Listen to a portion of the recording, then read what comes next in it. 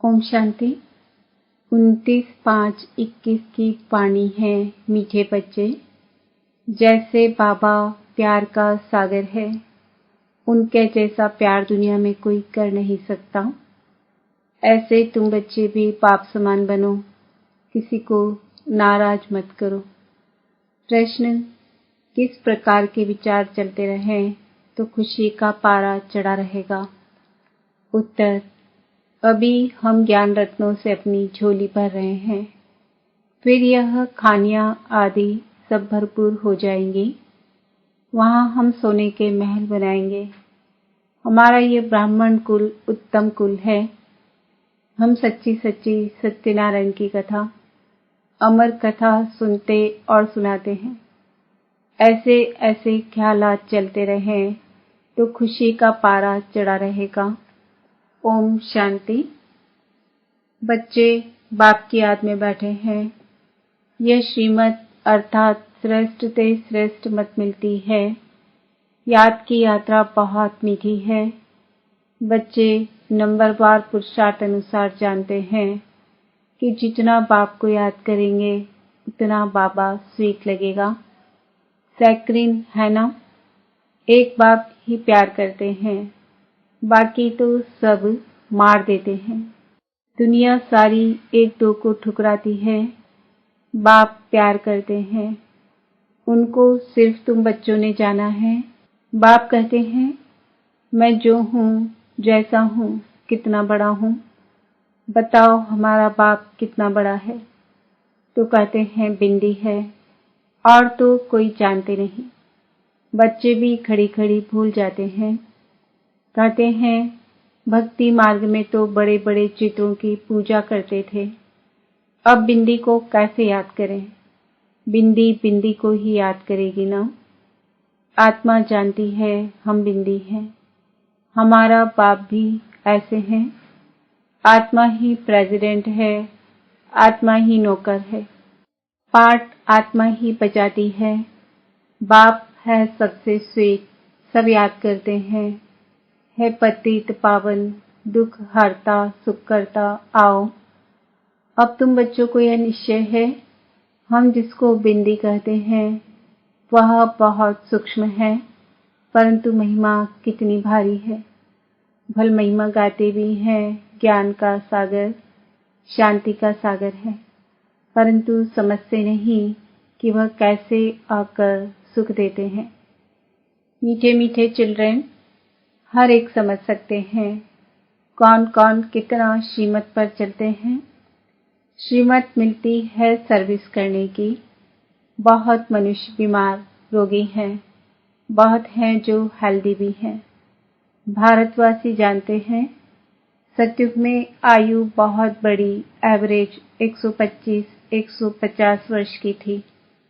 हर एक अपनी फुल आयु पूरी करते हैं। यह तो बिल्कुल ही छीछी दुनिया है, जो बाकी थोड़ा समय ही है। मनुष्य बड़ी बड़ी धर्मशालाएं आदि अभी तक बनाते रहते हैं, जानते नहीं हैं यह बाकी कितना समय होगी। मंदिर आदि बनाते हैं, लाखों रुपया खर्च करते हैं, उनकी आयु बाकी कितना समय होगी। तुम जानते हो यह तो टूटे कि टूटे। तुमको बाबा मकान आदि बनाने के लिए कभी मना नहीं करते हैं। तुम अपने ही घर में एक कमरे में हॉस्पिटल कम यूनिवर्सिटी बनाओ, बिकर कोई खर्चा, हेल्थ, वेल्थ, हैप्पीनेस 21 जन्मों के लिए लेना है। इस नॉलेज से यह भी समझाया है तुमको सुख बहुत मिलता है। जब तमो प्रधान बने तब जास्ती दुख होता है। जितना जितना तमो प्रधान बनते जाएंगे उतना दुनिया में दुख अशांति बढ़ती जाएगी। मनुष्य बहुत दुखी होंगे, फिर जय जयकार हो जाएगी। तुम बच्चों ने जो विनाश दिव्य दृष्टि से देखा है, सो फिर प्रैक्टिकल में देखना है। स्थापना का साक्षात्कार भी बहुतों ने किया है। छोटी बच्चियां बहुत साक्षात्कार करती थी, ज्ञान कुछ भी नहीं था। पुरानी दुनिया का विनाश भी जरूर होना है।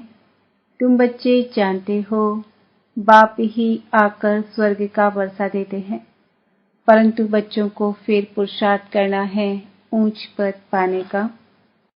तुम बच्चों को बाप बैठ यह सब बातें समझाते हैं, वह थोड़े ही जानते हैं कि बाकी थोड़ा समय है।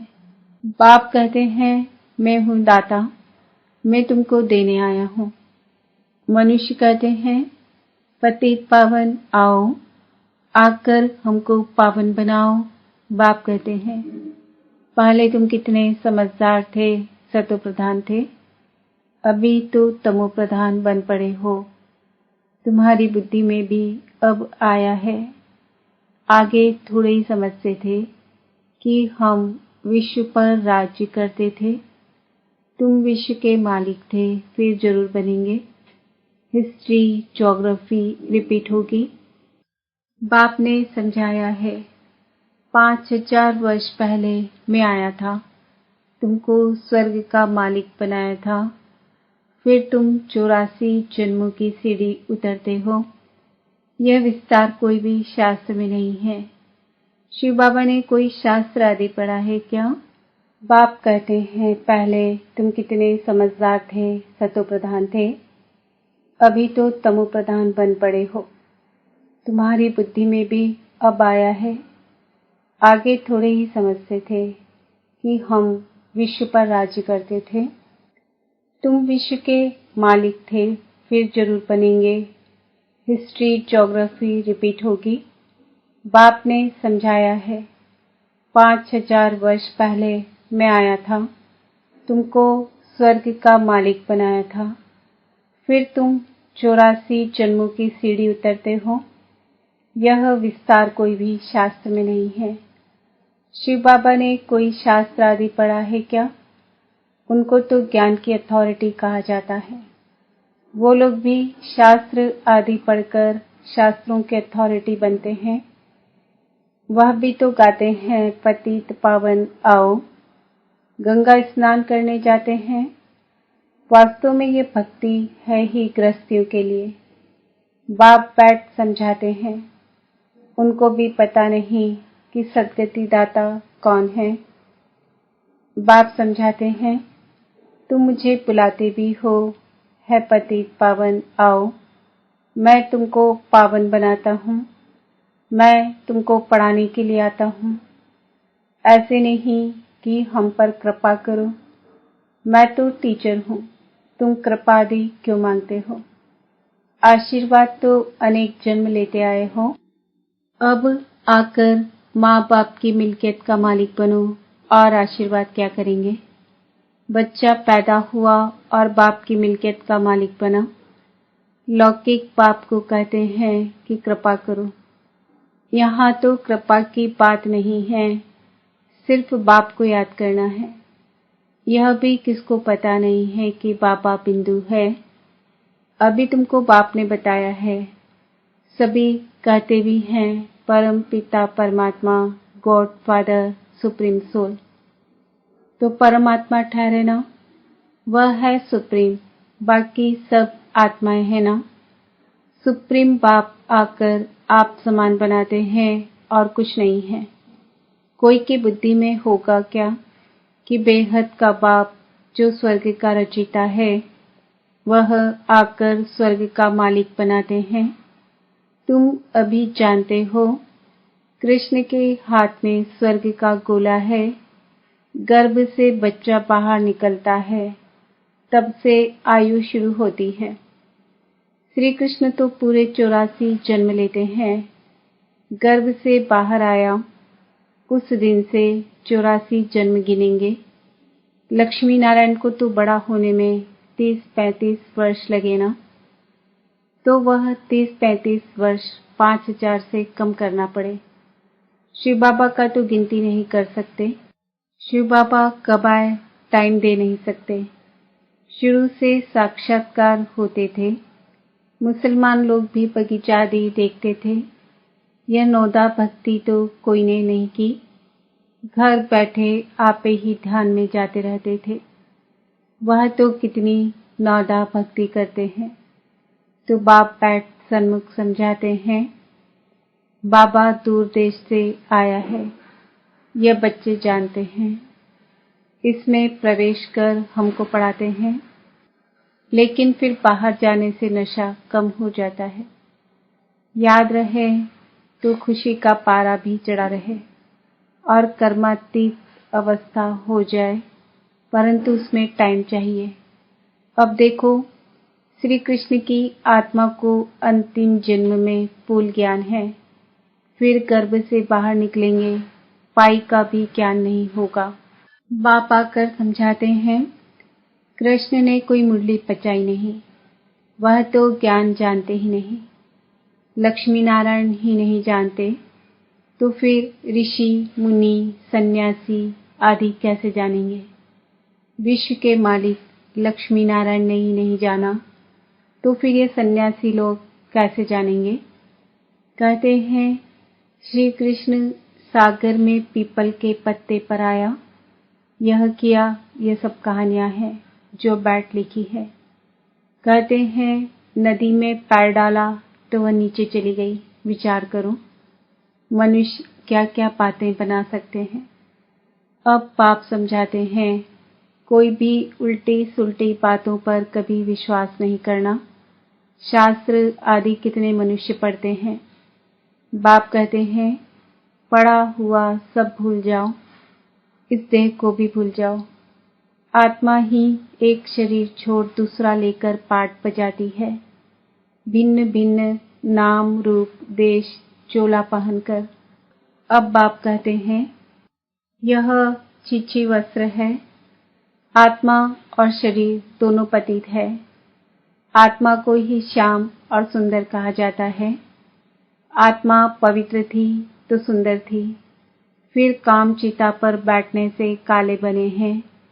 अब फिर बाप ज्ञान चिता पर बिठाते हैं।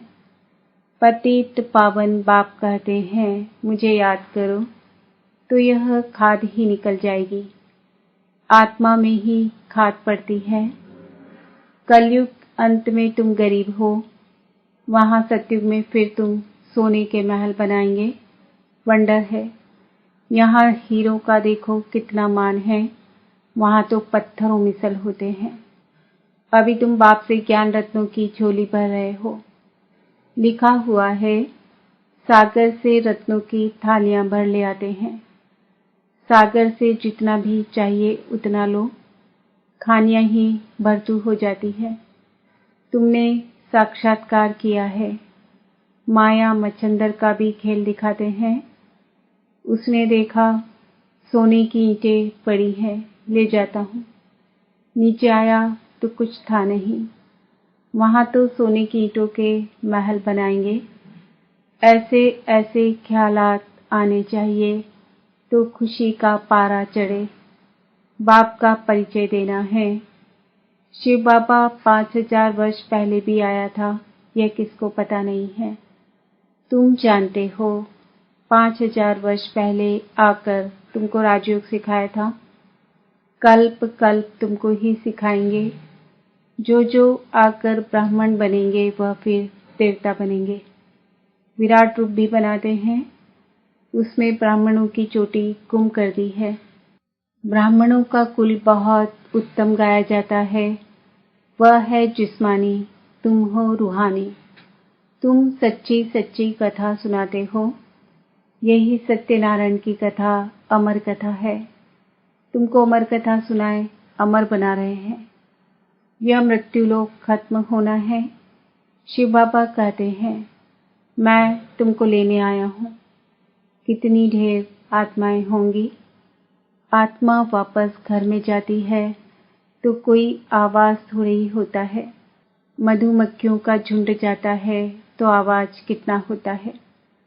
रानी के पिछाड़ी मधुमक्खियां सब भागती है, उनकी आपस में कितनी एकता है।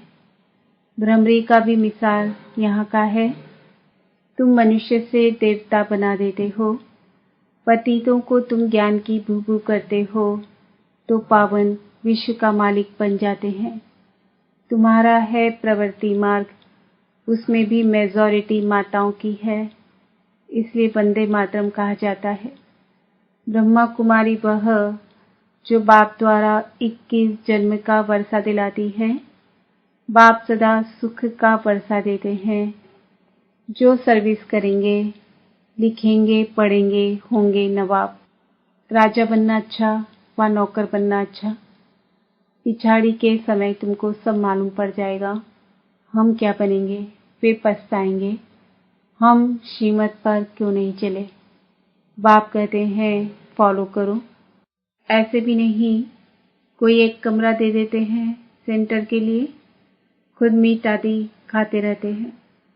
वह पुण्यात्मा, वह पापात्मा, फिर आश्रम नहीं रहेगा। घर में स्वर्ग बनाते हैं तो खुद भी स्वर्ग में होनी चाहिए ना।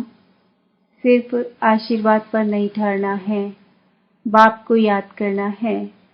पवित्र बनाकर ही साथ ले जाएंगे। तुमको तो बहुत खुशी रहनी चाहिए। कितनी भारी लॉटरी मिलती है। बाप को जितना याद करेंगे उतना विकर्म विनाश होंगे। बाप जितना प्यार दुनिया में कोई कर नहीं सकता। उनको कहा ही जाता है प्यार का सागर। तुम भी ऐसे बनो। अगर किसको दुख दिया, नाराज किया तो रंज होकर मरेंगे। यह कोई बाबा श्राप नहीं देते हैं, समझाते हैं। सुख दो तो सुखी होंगे। सबको प्यार करो। बाबा भी प्यार का सागर है। अच्छा, मीठे मीठे सिकिलदे बच्चों प्रति माता पिता बाप दादा का याद प्यार और गुड मॉर्निंग। रूहानी बाप की रूहानी बच्चों को नमस्ते। हम रूहानी बच्चों की रूहानी बाप दादा को याद प्यार, गुड मॉर्निंग, नमस्ते, ओम शांति। धारणा के लिए मुख्य सार, किसी भी उल्टी सुलटी बात पर विश्वास नहीं करना है। जो भी उल्टा पड़ा है उसे भूल अशरीरी बनने का अभ्यास करना है। सिर्फ आशीर्वाद पर नहीं चलना है, स्वयं को पवित्र बनाना है। बाप को हर कदम में फॉलो करना है। किसी को भी दुख नहीं देना है, नाराज नहीं करना है।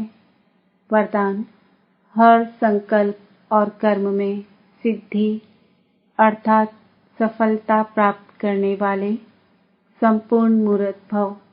संकल्पों की सिद्धि तब प्राप्त होगी जब समर्थ संकल्पों की रचना करेंगे। जो अधिक संकल्पों की रचना करते हैं वह उनकी पालना नहीं कर पाते। इसलिए जितनी रचना ज्यादा उतनी शक्तिहीन होती है। तो पहले व्यर्थ रचना बंद करो, तब सफलता प्राप्त होगी। और कर्मों में सफलता प्राप्त करने की युक्ति है, कर्म करने से पहले आदि, मध्य और अंत को जानकर फिर कर्म करो। इससे ही संपूर्ण मूर्त बन जाएंगे। स्लोगन, समय पर दुख और धोखे से बचकर सफल होने वाला ही ज्ञानी है। आज का स्वमान है, मैं आत्मा संपूर्ण मूर्त हूँ। ओम शांति।